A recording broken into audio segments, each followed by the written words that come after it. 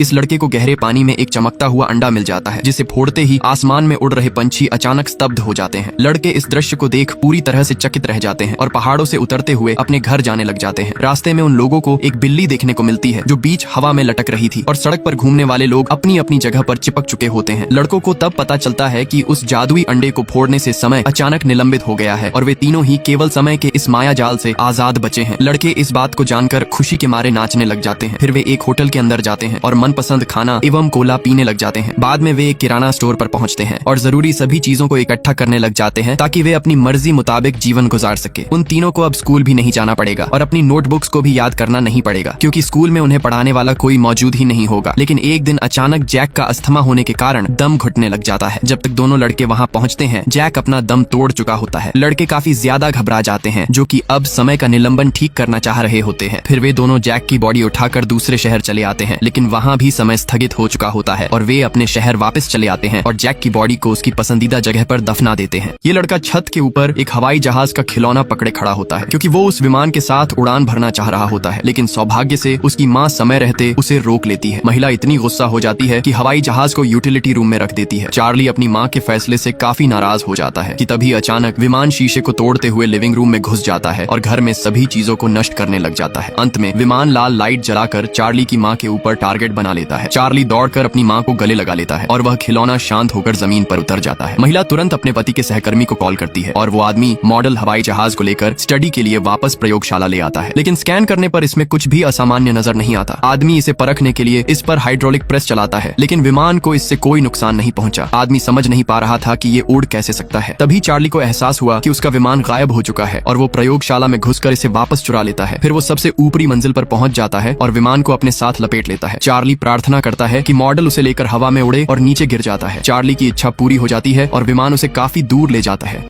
Dragon की माँ अभी भी बड़े ड्रैगन को अपनी गोद में सुलाती है, जबकि छोटे ड्रैगन शिकार के लिए लड़ाई कर रहे होते हैं। तभी अचानक वो अपने शिकार को नीचे गिरा देते हैं और ड्रैगन उनका खाना हथियाकर भोजन करने लग जाता है। तभी खलीसी उसे रोकने की कोशिश करती है, लेकिन ड्रैगन उस पर हमला करने की कोशिश करता है। ड्रैगन मदर को स्पष्ट हो जाता है कि यदि वो इसे अच्छी तरह से नहीं संभाल पाई तो एक दिन उसे बड़ी आपदा का सामना करना पड़ेगा। हालांकि कुछ समय बाद एक छोटा लड़का नदी के किनारे अपने भेड़ चरा रहा होता है कि तभी अचानक एक ड्रैगन उसके सामने प्रकट हो जाता है। अचानक वो भेड़ों के झुंड पर आग उगल देता है और अपना शिकार पकड़कर आसमान में चला जाता है। जल्द ही वो चरवाहा रानी के महल चला आता है और ड्रैगन मदर से शिकायत करने लग जाता है। तभी वो हाथ में पकड़ा हुआ कपड़ा खोल देता है, जिसके अंदर ड्रैगन द्वारा जलाई गई बकरी की हड्डियां होती हैं। रानी तुरंत ही उसके पूरे झुंड की भरपाई कर देती है और चरवाहा संतोष के साथ महल से चला जाता है। लेकिन अगले ही दिन एक और चरवाहा रोते हुए महल में दाखिल होता है, जो निराशा के साथ अपने हाथ में रखा हुआ कपड़ा खोलता है। अप्रत्याशित रूप से अंदर एक छोटा बच्चा होता है जो भेड़ों के पास खेलते वक्त ड्रैगन फायर में जल गया होता है। रानी समझ जाती है कि उसके ड्रैगन नियंत्रण से बाहर चले गए हैं, जिस वजह से वो बड़े ड्रैगन को कैद करने का फैसला करती है। ये आदमी एक पत्थर उठाकर फेंकता है, जो जाकर सीधा एक शेर को लग जाता है और शेर उठकर उसे घूरने लगता है। आदमी फिर से एक पत्थर उठाकर उसके सिर पर मार देता है, जिससे शेर काफी ज्यादा क्रोधित हो जाता है। तभी एक महिला आदमी की इस हरकत को देख लेती है और उसकी आलोचना करने लग जाती है। आदमी अपने की पे शर्मिंदा हो जाता है और तुरंत वहाँ से भाग निकलता है। कुछ देर बाद जब वो आदमी वॉशरूम के लिए जाता है तो अचानक उसे बाहर चीखने की आवाज सुनाई देती है। जब वो आदमी बाहर निकलकर देखता है तो संग्रहालय में सभी लोग अपनी जान बचाने के लिए भाग रहे होते हैं। आदमी को कुछ समझ नहीं आता कि क्या हो रहा है और वो अपने बच्चों को ढूंढना शुरू कर देता है। लेकिन तभी उसे पीछे से गुर्राने की आवाज सुनाई देती है और वो पलट कर देखता है तो वो शेर उसी की ओर आ रहा होता है। आदमी इतना ज्यादा घबरा जाता है कि हिलना बंद कर देता है। फिर वो धीरे से अपना फोन निकालता है और 100 नंबर पर कॉल करने लग जाता है। जैसे ही शेर उसे घूरना शुरू कर देता है, डिस्पैचर महिला आदमी को शांत रहने का निर्देश देती है, क्योंकि बचाव दल उसकी मदद करने के लिए आ रहा होता है। लेकिन तभी वो शेर पहचान जाता है कि ये वही आदमी है जिसने उस पर पत्थर फेंका था। तभी वो शेर उसका पीछा करने लगता है और वो आदमी तेजी से भागने लग जाता है।